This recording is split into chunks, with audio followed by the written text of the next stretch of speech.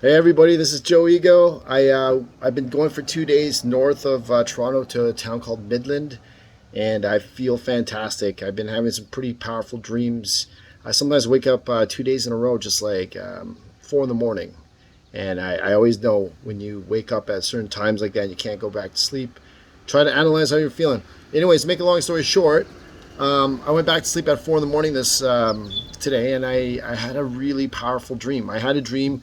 I saw my son, which I haven't seen since December last year, and he looked bigger. He looked like he was like 7, 8 years old, and the way we were talking is like the dream felt so real. Like we were just talking about everything.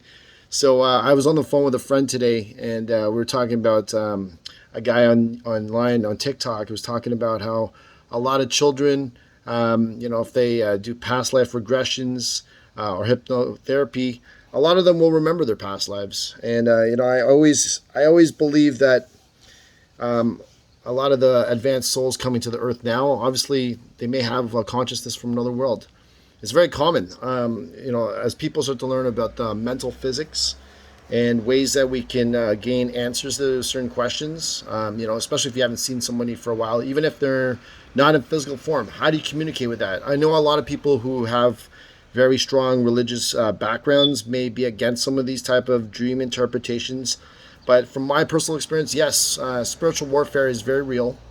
That's why I say if there's any, I could say this out loud from my personal experience. If there's any religion that the devil fears most, it's Christianity, and there's a reason for it. It teaches specifically how to fight demons, the devil.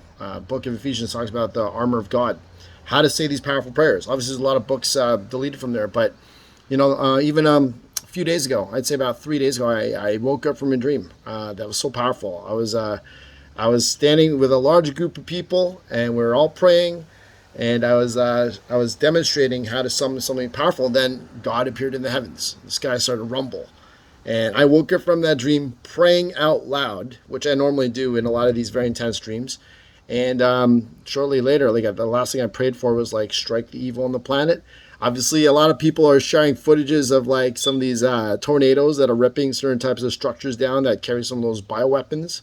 And some people are like, what bioweapons? Well, check my Instagram or social media. You'll see that, some of these chemical plants, whatever.